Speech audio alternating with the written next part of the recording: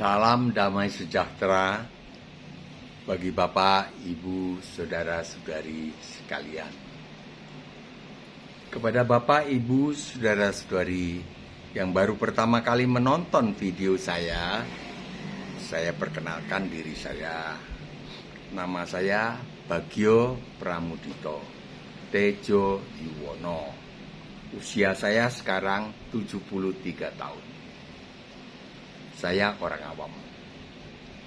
Pada tahun 2018 saya bermimpi mendengar suara laki-laki berwibawa dari langit yang intinya menyuruh saya melaksanakan perintah memberitakan Injil. Sebetulnya perintah memberitakan Injil ini sudah lama ditulis di dalam Alkitab, di Markus 16 antara lain ada. Saya yakin itu suara Tuhan. Setelah saya menunda-nunda karena merasa tidak layak, sekarang saya baru memutuskan mau taat. Syukur kepada Allah, inilah video yang ke-6, Kamis 4 November 2021 dengan materi ayat ke-5, ayat ke-6, ayat ke-7, menjawab pertanyaan.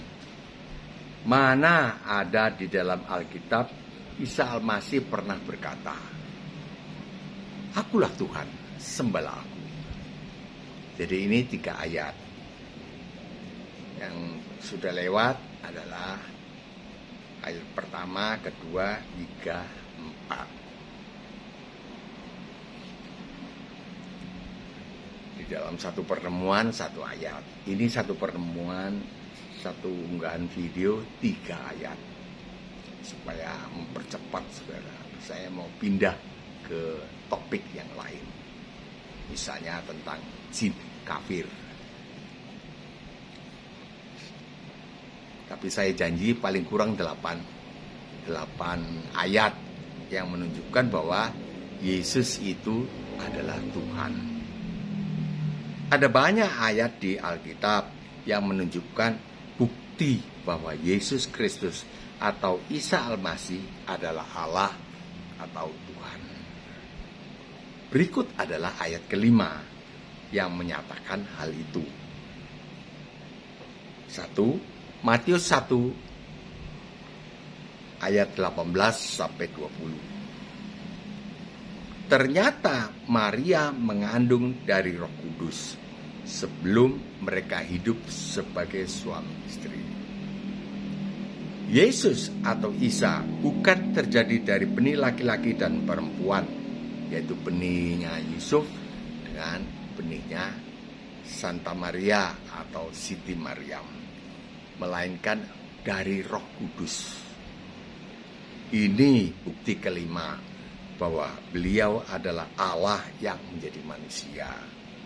Karena beliau bukan terjadi dari hubungan suami istri. Beliau tidak dijadikan di dalam rahim Siti Maryam atau Santa Maria. Beliau sudah ada sebelum nenek moyangnya, yaitu Abraham atau Ibrahim, dilahirkan. Mana ada orang biasa yang sudah ada sebelum kakek moyangnya ada. Yesus sudah ada sebelum kakek atau nenek moyangnya ada. Tapi belum ada dagingnya. Masih berupa firman atau roh saja, tinggal di surga. Pada waktu yang ditentukan beliau diutus. Ya, utusan Allah. Ya betul utusan, tapi diutus untuk apa? Turun menjadi manusia tidak berdosa, dikandung dilahirkan oleh Siti Maryam atau Santa Maria atau Bunda Maria. Untuk apa dilahirkan? Untuk jadi korban tak bercacat. Jadi bukan untuk jadi nabi, untuk menasihati orang soal moral, bukan. Menjadi domba jantan yang tak bercacat, disembelih di atas kayu salib. Itu nanti pada unggahan khusus tentang itu, saya akan menyampaikan atau membagikan apa yang saya tahu. Apa yang saya bagikan bisa dipertanggungjawabkan. Ini nomor telepon saya, 0852 9898 1948. Ya kalau respon ya yang baik-baik lah. Kita kan bisa, kita berbeda tapi baik kan boleh. Tidak usah bertengkar. Saya tidak akan memasuki kebun orang lain. Artinya saya tidak akan intervensi di dalam kepercayaan orang lain.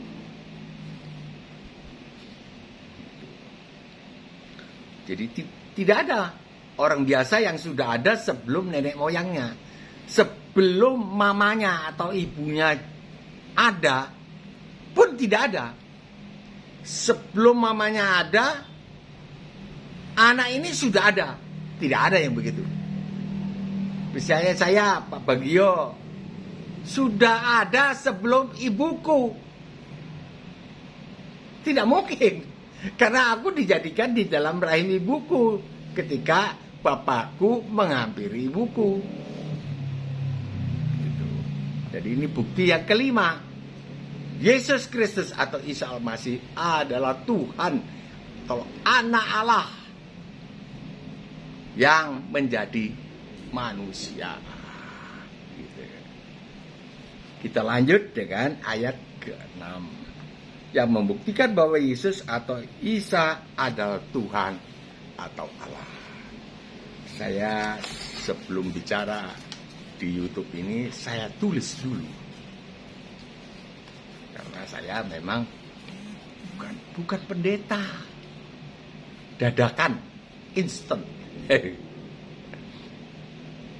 Saya tidak berkhotbah, saudara, saya nunjuk-nunjukkan saja. Sesuai perintah beliau. Bagio, ganti.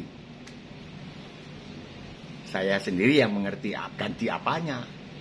Nanti lain kali barangkali Tuhan berkenan saya akan ceritakan mimpi saya. Jadi, sebelumnya saya tulis dulu. Ya ini akal-akalannya orang bodoh, saudara.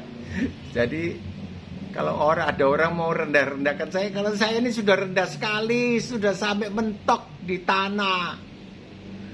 Saya sudah ngaku enggak bisa, tapi disuruh. Ya kalau enggak bisa ya jangan bicara di YouTube. Kalau ada orang bilang begitu, saya akan tanya, silahkan bicara dengan itu orang laki-laki yang bicara dari langit itu. Berani kok? Mana 7 ulunu? Tenanu barani. Itu kata orang Makassar. Walaupun 7 kepalamu, tidak akan berani kau bicara dengan laki-laki yang bicara dari langit itu. Karena beliau adalah Tuhan sendiri. Ke-6, Matius 3 ayat 11. Kata Yohanes Pembaptis, aku membaptis kamu dengan air sebagai tanda pertobatan. Tetapi ia yang datang kemudian daripadaku, ia yang datang kemudian ini adalah Yesus. Karena Yesus adalah adik sepupu daripada Yohanes Pembaptis. Ibunya Yohanes Pembaptis adalah Elisabet. Elisabet punya adik Santa Maria ini. Jadi beda 6 bulan. Aku membaptis kamu dengan air sebagai tanda pertobatan. Tetapi ia yang datang kemudian daripadaku, jadi 6 bulan kemudian baru lahir, lebih berkuasa daripada Yesus, lebih berkuasa daripada Yohanes Pembaptis. Dan aku tidak layak melepaskan kasutnya. Dahsyat. Yohanes Pembaptis tidak layak menjadi budaknya Yesus Kristus. Tapi di lain tempat, Tuhan Yesus pernah mengatakan, tidak ada orang yang sebesar Yohanes Pembaptis. Sebelumnya, bahkan setelah ini, tidak ada. Tetapi yang terkecil ya dirinya, Yesus itu, lebih besar daripada dia. Nanti, lain kali kalau ketemu itu. Ia Yesus itu akan membaptis kamu dengan Roh Kudus dan api. Renungan kita, nabi atau pendeta membaptis dengan air. Yesus membaptis dengan Roh Kudus dan api. Saya tidak akan membicarakan ini, baptisan membaptis dengan Roh Kudus, karena saya merasa saya belum pernah mengalami baptisan ini. Baptisan Roh Kudus belum pernah. Tapi kalau orang dibaptis Roh Kudus itu terus dia memiliki kuasa. Memiliki kuasa apa? Untuk menginjil. Ada keberanian. Lah saya ini merasa belum pernah. Orang-orang bilang sudah waktu di Malino, sudah. Istriku juga bilang sudah. Saya tidak merasa itu. Karena orang dibaptis dengan Roh Kudus, oleh Roh Kudus, dibaptis oleh Tuhan Yesus dengan Roh Kudus. Istri saya yang asal Buddha sudah tahun 80. Basah semua bajunya. Saya tanya, lo bagaimana Mami, rasa enggak? Rasa. Tapi lidahku goyang sendiri. Nah itu saya tidak pernah. Tetapi kalau menyembah di dalam roh, nah itu. Kalau sudah masuk dalam penyembahan, biar 2-3 jam bisa. Ya keluar. Tapi saya mau bilang terima kasih saudara. Itu saja. Tapi itu kan maunya saya. Itu berbahasa roh kalau menurut saya. Bukan dibaptis dengan Roh Kudus. Jadi saya tidak mau bicara ini. Saya tidak ngalami, tidak layak saya. Kita hanya membicarakan hanya Allah atau Tuhan yang bisa membaptis manusia dengan Roh Kudus. Kita sudah menemukan bukti ke-6 bahwa Yesus adalah Tuhan atau Allah sendiri. Bapa, Putra, Roh Kudus. Yesus dikandung oleh Roh Kudus. Dikandung Santa Maria mengandung oleh Roh Kudus. Mengandung siapa? Ya ini, Yesus. Aduh, kalau kita mau bicara mengenai ini, Bapa, Putra, Roh Kudus, ruwet saudara. Tidak mampu, otak kita yang sekepel ini tidak mampu. Tidak mampu, lebih baik jangan, kita nikmati aja hasilnya. Kita jadi orang tak berdosa gitu. Kita nikmati hasilnya. Kalau menyembah, saya coba datang kepada Tuhan. Allah pencipta langit dan bumi, Allah yang menghanguskan, tapi Allah yang kasihnya tak berkesudahan. Inilah darahnya Yesus Kristus, anak domba Allah, imam besar yang dapat turut merasakan kelemahan-kelemahanku, yang disembelih di atas kayu salib. Terus diam saya. Nanti ada apa? Bukan terdengar, tidak. Saya cuma merasa. Terus pikiran, terus terjadi pengertian-pengertian yang sebelumnya saya tidak mengerti. Itu saja. Itu yang saya bisa ceritakan. Jadi Yesus atau Isa Al-Masih adalah Tuhan atau Allah sendiri. Karena hanya beliau yang membaptis dengan Roh Kudus. Saya menunggu itu Tuhan. Ayat selanjutnya adalah ayat ke-7 yang menyatakan bahwa Yesus atau Isa adalah Tuhan atau Allah. Ini ayat ke-7. Saya janji 8 saja. Kalau saya suruh menyediakan Matius 50 barangkali dapat. Markus 50 ayat bisa. Karena sebetulnya Matius, Markus, Lukas, Yohanes maupun sampai Wahyu ya ceritanya ya Yesus itu Tuhan. Tidak ada cerita yang lain. Mengadakan mujizat, orang mati, Lazarus mati 4 hari. Bangun. Ya Tuhan yang bisa membangunkan orang mati. Ada orang debat. Oh bukan. Beliau itu Isa Al-Masih itu diberi kuasa oleh Allah untuk membangkitkan orang mati. Ya gak tahu. Terserah padamu apa yang engkau mau. Bilang saja. Saya tidak mau berdebat. Kalau saya disuruh memberitakan Injil. Mau diterima syukur, gak diterima ya tidak apa-apa. Ayat ke-7 yang menyatakan bahwa Yesus atau Isa adalah Tuhan atau Allah. Matius 3:17. Ketika Yesus dibaptis di Sungai Yordan, dibaptis oleh siapa? Oleh kakak sepupunya, namanya Yohanes Pembaptis. Sesudah dibaptis, Yesus segera keluar dari air. Dan pada waktu itu juga langit terbuka. Dan Yesus melihat Roh Allah seperti burung merpati turun ke atasnya. Lalu terdengarlah suara dari sorga yang mengatakan, inilah anakku yang kukasihi. Kepadanya lah aku berkenan. Jadi Allah Bapa berkenan kepada anaknya. Inilah anakku. Jadi pengakuan dari Allah Bapa di sorga bahwa Yesus itu adalah anaknya, anak Allah yang dikasihi. Renungan kita. Suara dari Allah Bapa yang di sorga ini membuktikan bahwa Yesus Kristus atau Isa Al-Masih adalah anak Allah. Inilah anakku yang kukasihi. Kepadanya lah aku berkenan. Jadi apa-apa kalau kita melewati anak Allah ini, ya terus langsung dikenan oleh Allah. Langsung dikenan. Oke, minta apa saja dalam namaku, aku berikan. Enak. Di Yohanes 14 ayat 9, beliau berkata, Yesus atau Isa berkata, barang siapa telah melihat aku, ia telah melihat Bapa.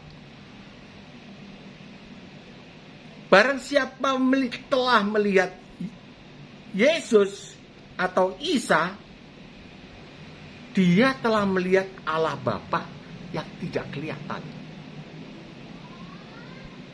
Nah, kalau begitu, Allah Bapa itu sekarang kelihatan oleh mata kita karena sedang berada di dalam daging. Allah Bapa yang tidak kelihatan menjadi kelihatan di dalam Yesus Kristus yang di dalam daging. Artinya menjadi serupa dengan manusia.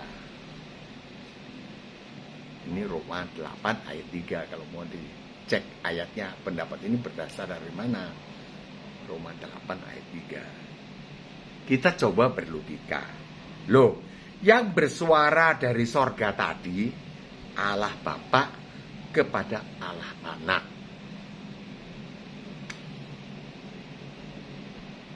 Allah Anak adalah Allah Bapa yang tidak kelihatan. Tadi sudah diberitakan, loh. Yohanes 14 ayat 9. Barang siapa telah melihat aku, dia telah melihat Bapa.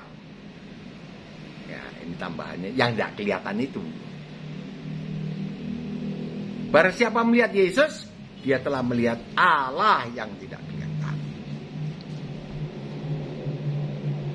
Nah, tadi yang bersuara dari sorga adalah Allah Bapa kepada Allah Anak.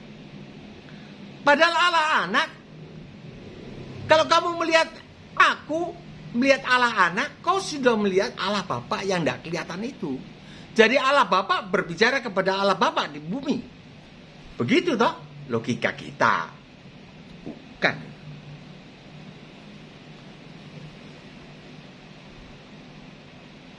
Allah Bapa tidak berseru kepada Allah Bapa. Bukan begitu. Tadi kita sudah membaca Alkitab bahwa Allah Bapa yang berseru kepada Allah Anak. Inilah anakku yang kukasihi, kepadanya lah aku berkenan. Ini Alkitab. Jadi kita percaya Alkitab.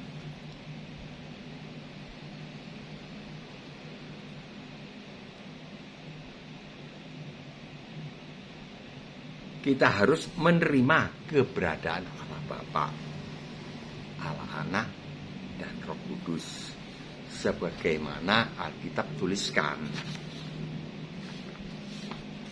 Nah, ini kan memang krusial. Jadi perdebatan. Ngalah kok 3? 1 tambah 1 tambah 1 kan 3. Pak Bagio? Iya, kalau kamu tambahkan. Kalau kamu kalikan, kan tetap 1. Lah ini kan debat kusir namanya. Debat, ya enggak karu-karu.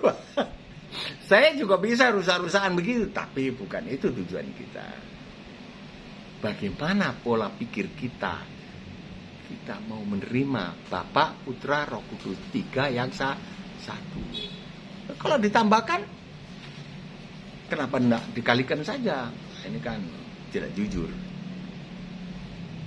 Jadi Bapa, Putra, Roh Kudus tidak bisa kita cernakan, tidak bisa kita terangkan sampai terang di dalam pikiran kita. Kalau kamu melihat aku, kau melihat Bapa itu. Tadi Bapa berbicara kepada Allah Anak. Berarti Bapa berbicara kepada Bapa yang pakai daging. Enggak cocok, enggak bisa dibilang gitu. Karena kita harus percaya Alkitab. Alkitab itu firman Allah. Bahwa Allah Bapa yang berseru kepada Allah Anak. Inilah anakku yang kukasihi. Kepadanya lah aku berkenan. Itu satu kesaksian dari Allah yang harus diterima. Walaupun kesaksian cuma 1 pribadi. Kesaksian kalau 1 orang itu seperti saya bilang, saya nabi. Ke berapa gitu, ya tidak laku saudara, karena pengakuan 1 orang tidak sah, mesti ada lagi saksinya, betul dia nabi gitu. Tapi kalau Allah bersaksi boleh,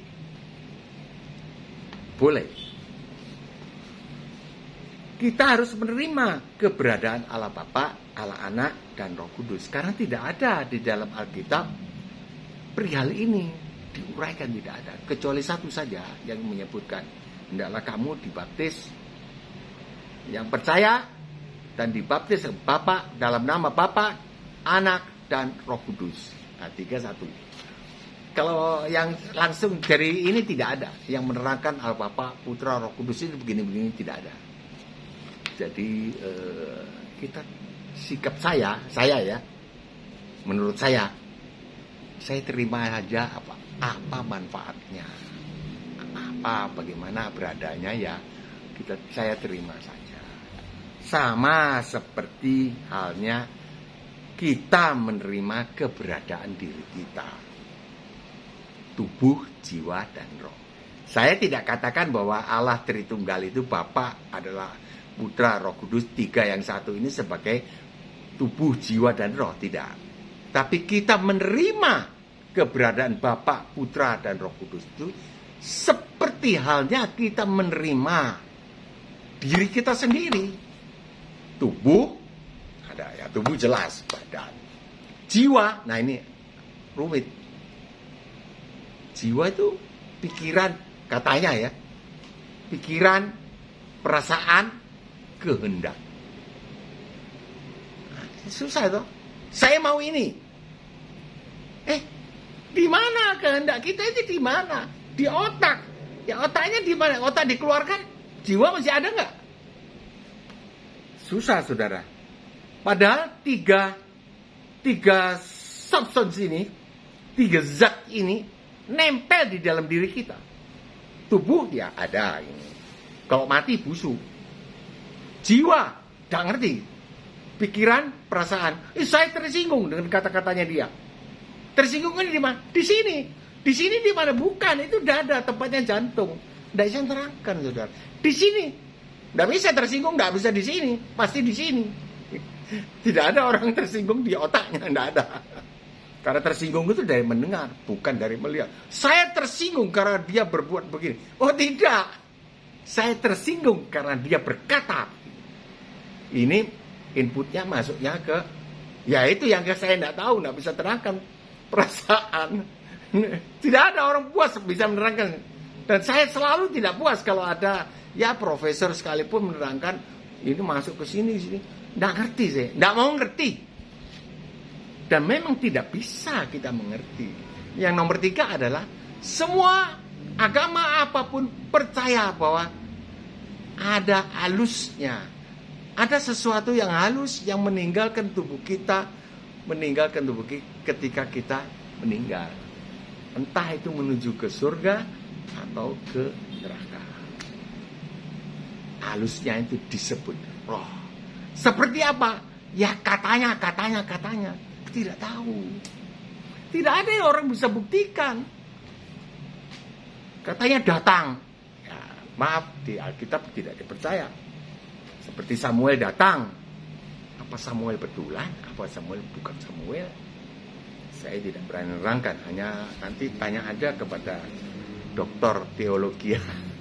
Saya bukan. Tidak tahu saya. Nah, kita menerima tubuh, jiwa, dan roh. Terima saja. Tidak bisa diterangkan. Padahal melekat loh. Tubuhnya ya ini. Jiwanya ya katanya ada di dalam. Ya kita rasa di dalam. Roh kita ya itu. Kita tidak bilang saya sakit rohku. Tidak ada gitu. Paling dibilang sakit jiwa. Oh, orang itu sakit jiwa. Sebetulnya ada yang tidak bisa sukar diterangkan. Saya dengar dari psikolog, dia bilang sakit jiwa itu asalnya dari sakit otak. Jadi harus ada intervensi obat. Aduh, ruwet saudara. Tapi yang jelas kita terima keberadaan kita.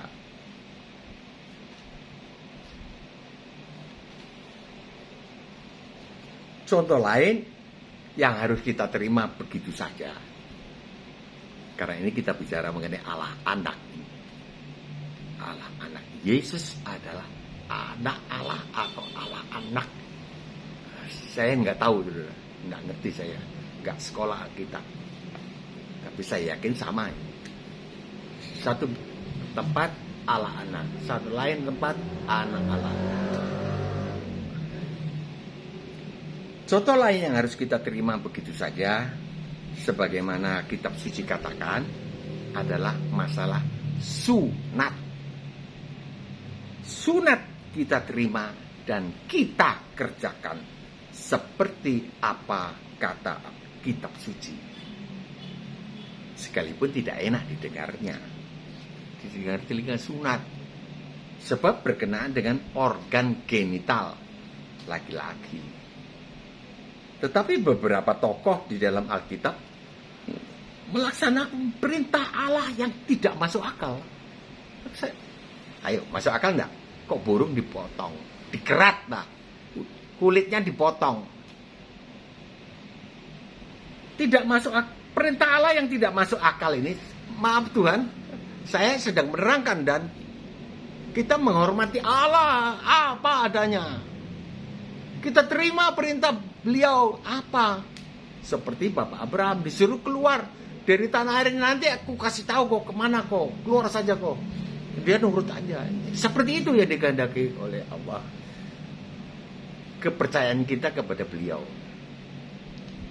Perintah Allah tidak masuk akal. Tanpa bertanya, apalagi protes. Loh, kok burung dipotong? Nanti coba. Jadi saya menyelesaikan kalau ada orang bilang, Allahnya Pak Bagio kok 3? Bapak Putra Roh Kudus. Kok 3? Saya tidak bisa terangkan. Tanyanya bukan ke saya, mestinya kepada Allah sendiri, kepada Yesus ini. Tidak tahu. Yaitu Allah harus diterima. Kenapa kau protes? Tentu Allah tanya, kenapa kau protes? Terimalah saya. Kau itu debu abu saja. Jadi beberapa tokoh ini terima saja. Yang terima perintah sunat adalah Abraham atau Ibrahim, Nabi. Disunat ketika berusia 99 tahun. Saya baru 73, kalau 99 ya 26, 73 ya 26 tahun lagi saya 99. Disunat. Ini Bapak Abraham. Ismail anaknya yang dari Hagar atau Siti Hajar umur 13 tahun disunat. Ishak anak Abraham, anak Ibrahim yang dari Sarah disunat ketika 8 hari. Yesus Kristus atau Isa Al-Masih yang adalah anak Allah disunat ketika berusia 8 hari. Tanpa protes, karena orang Yahudi. Iya, kalau anak berumur 8 hari, ya enggak masalah. Karena anak umur 8 hari tidak ngerti apa-apa. Biar ditelanjangi, ya dipotong, dikerat kulit khatannya juga nggak tahu. Ya paling sakit. Lah Ismail anak Abraham, anak Ibrahim yang dari Siti Hajar, disunat ketika sudah mulai dewasa, 13 tahun. Barangkali tingginya ya juga 13 tahun, orang Arab ya itu. Arab kok. Siti Hajar orang apa ya? Orang Arab, orang hitam lah. Itu sudah besar. Barangkali tingginya sudah 170. Besar badannya. Masa dia tidak malu harus melepas celananya? Biasanya acara sunat dilaksanakan di muka keluarga. Dan pada waktu itu orang serumahmu harus disunat, Abraham. Barang siapa tidak disunat, dia harus dilenyapkan. Wih, dahsyat. Dibunuh, saudara. Ayo, coba. Pak bagian disunat enggak? Jasmani tidak. Sejak Yesus Kristus melaksanakan sunat rohani. Rohaninya disunat. Biasanya jalan miring-miring, sekarang jalannya berusaha ikut jalurnya Tuhan. Jadi ke sana sekarang jalan ke sini 180 derajat. Bukan berputar 360 lagi, balik lagi. 180 aja sana. Apalagi kakek mereka Ibrahim atau Abraham ketika itu berumur 99 tahun. Ya, Bapak Ibu saudara-saudari sekalian, bayangkan sendiri sajalah bagaimana perasaan kakek Abraham atau Ibrahim ini. Masa ya nggak malu ya? Pasti tidak enak. Tetapi toh dia taat perintah Allah yang tidak masuk akal. Tidak masuk akal ini, tidak masuk akal burung. Ya katanya ini menjaga kebersihan. Kau menghina Allah? Kau kira Allah tidak mengerti kebersihan sehingga perlu dibantu oleh manusia? Bukan. Sunat adalah perjanjian antara Allah dengan Abraham dan keturunannya. Supaya kau menjadi umatku. Nah, di bidang dari pihakmu, kamu harus sunat. Aku menjadi Allahmu, kamu Allahmu adalah aku. Gimana yang ngomongnya? Kamu menjadi umatku, aku menjadi Allahmu. Itu anunya sunat. Nah ini saya mau bicara mengenai ketidakmasuk akalan anak Allah. Sebetulnya tidak usah dipermasalahkan. Allah mau beranak tanpa istri bisa. Saya juga tidak mengerti kenapa Yesus Kristus tidak disebut saudara Allah atau Allah saudara. Tidak ada itu, saudara. Mengapa Allah anak? Barangkali ya itu soal kasih ya. Saya tidak mengerti, itu bagian teologian. Yang sarjana teologia, doktor atau profesor, ya, silakan. Saya nggak tahu. Tapi saya berpikir kenapa ya? Kok anak-anak? Kok bukan saudara saja? Kan sama, satu level. Tapi di bidang lain, Yesus tidak satu level dengan Allah Bapa. Tidak satu kuasa. Kedatangannya beliau kedua kali nanti, hanya Allah Bapa yang tahu. Malaikat tidak tahu, anak pun tidak tahu. Wah, bingung, saudara. Tapi harus kita terima, saudara. Sama seperti kita terima sunat. Jadi kalau ada orang mendesak saya, Allahnya Bapak ketiga. Saya langsung tanya, Bapak sunat enggak? Sunat. Kenapa Bapak disunat? Bapakku yang sunat saya. Kenapa Bapak Anda menyunat Anda? Ya, perintah Allah. Perintah Allah. Saya tidak memasuki kebun orang lain ya. Karena ini melanggar undang-undang. Tetapi kebetulan hal sunat ada di dua tempat. Di kebun saya dan di kebun orang lain ada juga. Saya tidak memasuki itu, tapi ke perintah Allah, oke. Oke, perintah Allah. Allah Bapa, Putra, Roh Kudus itu yang perintah. Jadi harus diterima sebagaimana apa adanya. Tidak ada dari tokoh-tokoh ini yang memprotes untuk disunat. Yesus Kristus, Isa Al-Masih disunat juga 8 hari umurnya. Karena aturannya 8 hari nantinya. Start poinnya itu adalah Bapak Abraham 99 tahun. Ismail 13 tahun. Ishak nanti lahir 8 hari. Yesus disunat juga. Kenapa Yesus disunat? Sejak Yesus itu berubah menjadi hal-hal rohani semua. Kalau dulu dilarang membunuh, sekarang marah saja sudah sama dengan membunuh. Kalau dulu tidur dengan yang bukan istrinya sudah berzina, tapi sekarang lihat lalu tergerak. Kata Alkitab yang terjemahan lama, bergerak syahwatnya. Tegas sekali. Tapi yang baru-baru dia lalu menginginkannya, itu ya memang lebih sopan. Tapi barangkali aslinya saya nggak ngerti bahasa Yunani, Ibrani nggak ngerti. Tapi ditulis bergerak syahwatnya, maka dia sudah berzinah di dalam hatinya. Nah, ini semua setelah Yesus Kristus disalib, nah itu kemudian berubah menjadi hal-hal rohani. Sunat hati. Menyembah Allah dulu di gunung, di bukit. Sekarang menyembah Allah setelah Yesus mati. Nah itu menyembah Allah dengan roh dan kebenaran. Kebenaran ini peran daripada korban Yesus Kristus, itu yang berperan.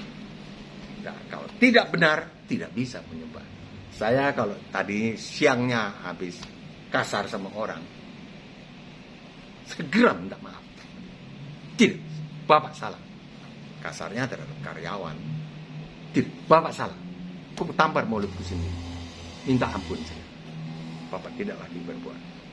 Walaupun next time saya berbuat lagi, tapi saya tidak sengaja, saudara. Saya di dalam pergumulan begitu. Kalau lihat wajah saya, ya saya ini burung Garuda atau ya panter lah, barangkali begitu. Ya memang begini. Tidak bisa. Panter mau berubah menjadi burung kutilang. Nah, susah, saudara. Itulah perlunya Yesus Kristus turun ke atas muka bumi. Karena orang tidak berdaya karena kedagingannya. Nah, saya terlalu jauh menyimpang. Tidak ada tokoh-tokoh ini yang memprotes, tidak ditulis. Mungkin protes juga tapi nggak ditulis, ya nggak tahu ya saya. Taat saja. Padahal posisi Yesus Kristus atau Isa Al-Masih adalah anak Allah yang sedang berada di dalam daging. Anak Allah tidak ada dagingnya kalau di sorga. Diutus turun dalam daging menjadi serupa dengan manusia. Seharusnya beliau Yesus Kristus protes. Tapi waktu kecil ya tidak bisa protes.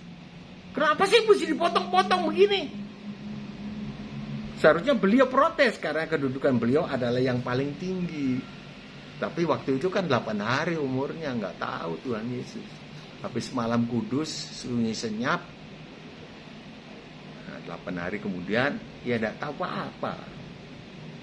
Oleh karenanya mulai sekarang marilah kita terima keberadaan Allah Bapa, Allah Anak, Roh Kudus yang juga tidak masuk akal ini. Sama seperti kita terima sunat. Kita terima matahari. Apa adanya. Manfaatnya kita terima. Siapa ya yang gantung? Pakai apa ya? Digantung pakai apa ya bola besar itu ya? Kelihatannya dari sini halus. Tapi ya bulan aja nggak halus. Tapi kalau matahari belum ada, saya dengar. Sampai tua ini belum ada, saya dengar orang yang bisa deket saja matahari. Jangankan deket, melihat saja kan di 5 menit. Jangan coba saudara, pasti buta saudara. Pasti buta. Kita cuma terima manfaatnya aja.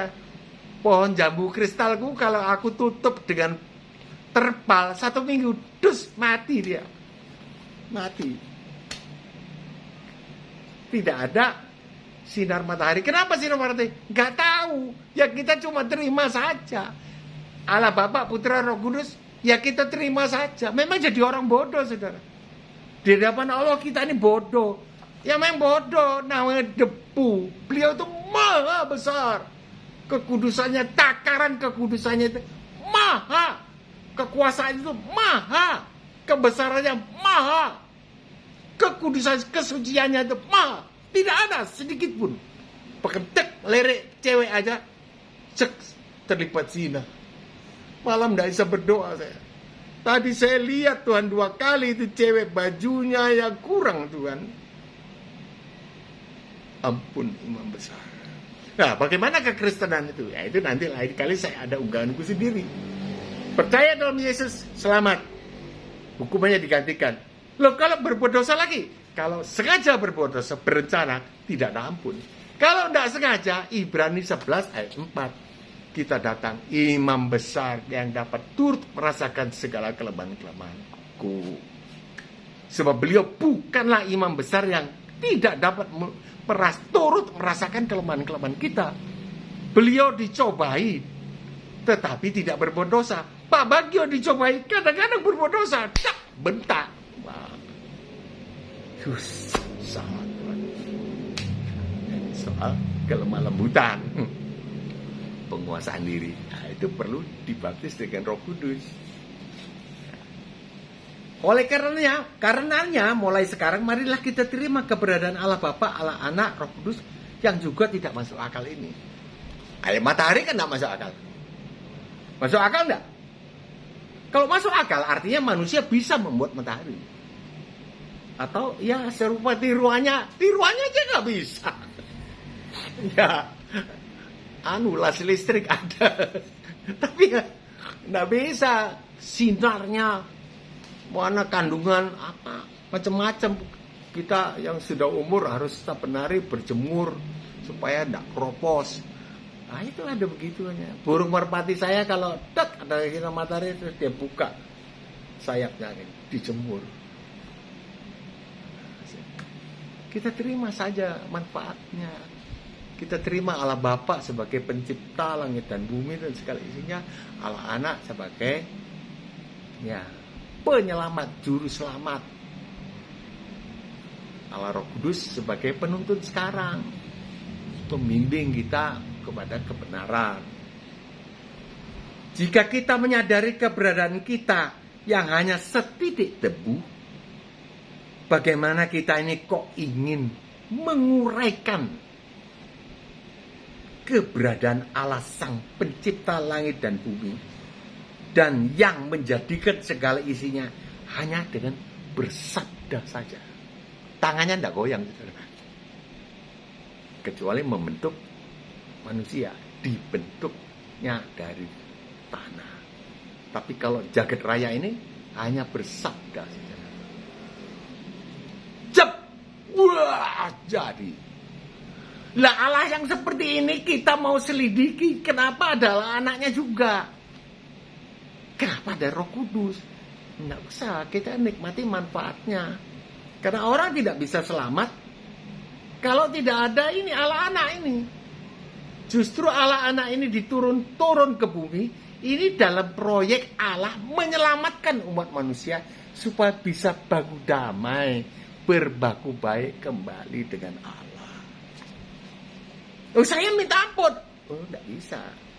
Minta ampun itu meniadakan hukum Taurat. Allah tidak mungkin meniadakan hukum Taurat. Harus dilaksanakan. Kalau tidak bisa melaksanakan, harus penjalan hukumannya. Tapi Allah kasihan aja, jangan dihukum manusia, jangan. Diutus ini. Sus, turun ya. Woi Pak, ini ilustrasi saya. Masuk perutnya Siti Maryam, Santa Maria, Bunda Maria. Plus. Ini ilustrasi.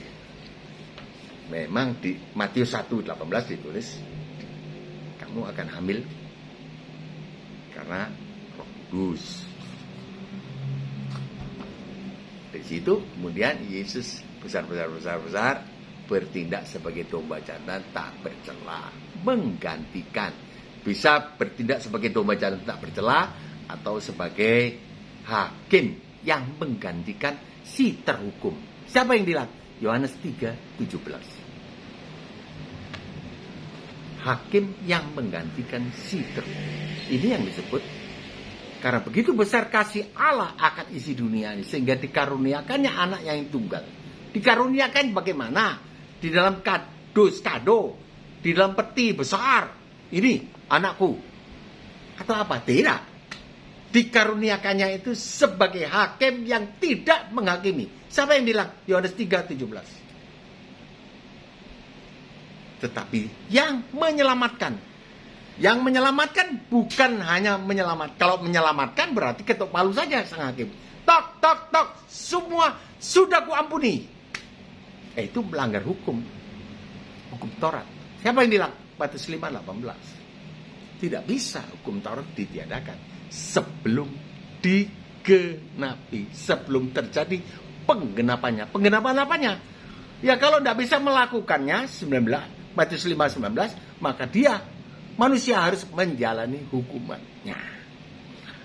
Allah mengambil alih itu hukuman dengan mengutus anaknya dalam daging. Siapa yang bilang? Roma 8:3. Silakan baca. Saya berani bertanggung jawab, walaupun orang awam. Yang support saya itu yang bicara dari langit. Saya akan menghadapi arus besar yang melintas setinggi 4 meter. Itu banjir bandang biasanya. Kalau cuma 30 terus naik 51 meter gitu. Ini tidak. Langsung 4-5 meter lewat di muka saya. Saya putar balik. Tapi saya pegang kendali, saudara. Apa arti pegang kendali? Apa yang saya sampaikan ini? Ya, saya sebagai kusirnya beliau. Tidak boleh menunjuk gini. Yesus sih tidak boleh mesti begini. Kalau jawab gini, saya tidak layak, saudara. Kenapa belok ke sini ceritanya? Ini kan membuktikan Yesus sebagai anak Allah. Jadi anak Allah, Bapa, Putra, Roh Kudus tidak bisa diuraikan. Terima saja manfaatnya seperti menerima matahari. Nah, kita sudah menemukan ayat ke-7 yang menyatakan bahwa Yesus atau Isa Al-Masih adalah Tuhan atau anak Allah yang sedang berada dalam daging. Roma 8:3. Karena ada konfirmasi dari Allah Bapa dari sorga. Inilah anakku yang kukasihi. Ada konfirmasi dari Allah Bapa. Kepadanya lah aku berkenan. Jadi kalau kita datang dalam nama Yesus Kristus, saya datang kepada Dikau, ya Allah yang Maha Kudus. Apa mau lu Bagio? Saya mau dibaptis dengan Roh Kudus, Tuhan. Saya minta ikan, Tuhan. Jangan kasih ular loh. Tidak mungkin Bapak kasih ular. Pasti Bapak memberikannya Roh Kudus. Jikalau kita sudah tahu bahwa Yesus Kristus atau Isa Al-Masih adalah Tuhan atau Allah, maka dengan sendirinya kita menyembah beliau tanpa menunggu disuruh oleh beliau. Sembahlah aku ya, karena aku ini Tuhan. Beliau tidak pernah menyuruh demikian. Tetapi beliau tidak menolak untuk disembah. Karena beliau memang Tuhan atau Allah sendiri. Berhak menerima sembah itu. Kita akhiri pertemuan kita kali ini untuk komentar berupa WA. Telepon barangkali saya tidak tahan, saudara, karena banyaknya orang. Karena YouTube saya ini dibuat orang tidak bisa respon. Saya baru belajar YouTube ini. Isi daripada apa yang saya sampaikan, saya bagikan. Sungguh bisa dipertanggungjawabkan. Saya tidak bermaksud ini itu. Saya cuma bermaksud menaati itu perintah. Saya yakin itu Tuhan. Terasa itu Tuhan. Mimpi. Bukan saya melihat, bukan. Mimpi. Komentar dapat disampaikan ke HP ini 0852 9898 1948. Saya ini memang orang awam pada posisi paling bawah. Saya hanya membagikan kebenaran firman Allah. Ini pun saya tulis, saudara, tidak langsung. Kalau langsung pasti salah bicara. Ke sekolah juga tidak. Sekolah juga tidak. Sekolah Alkitab maksudku. Tidak mungkinlah saya bisa direndahkan lagi. Tidak mungkin lah, sudah di paling bawah. Ngandap, ngasor. Sudah paling bawah saya ini. Lah memang sudah di posisi paling bawah, bagaimana bisa direndahkan? Sudah di tanah kecuali diinjak. Ya sudah, tidak tahu lah. Lah kalau bilang, kalau Pak Bagja orang paling bawah, ya kenapa mau bicara di YouTube apa? Saudara berani protes itu, mestinya protesnya kepada itu yang bersuara dari langit. Berani? Tidak berani, saudara. Jangan coba protes sama beliau itu. Nah, diberkatilah para penonton video ini beserta keluarganya dengan berkat jasmani dan rohani, terhindar dari sakit penyakit dan apapun yang jahat, di dalam nama Tuhan Yesus Kristus, Isa Al-Masih, junjungan kita yang ilahi. Amin.